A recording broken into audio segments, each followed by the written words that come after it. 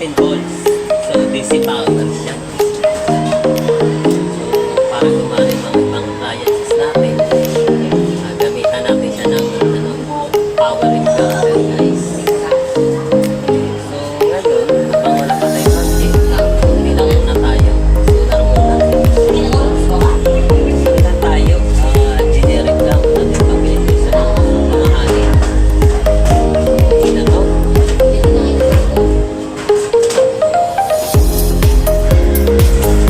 So, nakana naman guys, yung solar na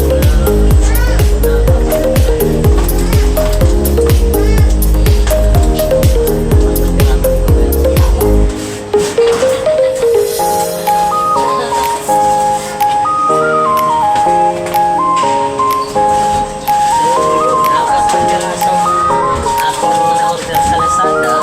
So, parcel naman guys ay wala naman damage. Nagana lahat, walang basag. Hindi kagaya nung isang sealer na nabilhan ko, hindi ko na sinisiraan.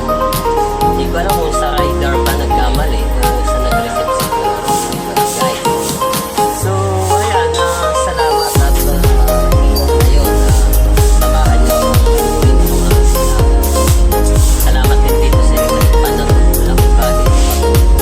Kinakabit ako yan. Kasi hindi na type lang sa mga sister kasi dati makita mo ito electric fan ang ginagamit ko pang tester. Kasi kaya kung may extra kong sa roller ang ginagamit.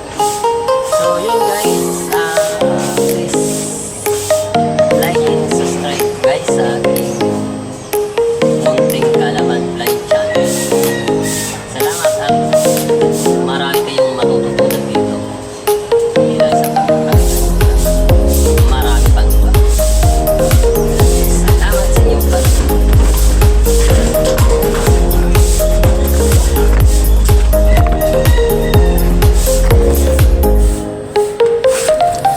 So, ayan guys, tingnan natin. Yan yung aking tanim. So, ayan yung mga ikakabit kong solar. Ayan. Yan siya. Tapos, ayun yung aking mga naka-install na. So, may 3 piraso na ako dyan na naka-install. Lapitan natin guys. Para ito yung wire. Yan, papunta yan doon sa loob. Sa punta rito. Untog na ako. Nauntog na ako. Lapitan lang natin guys. So, ito yung nauna kong nabili ng mga panel.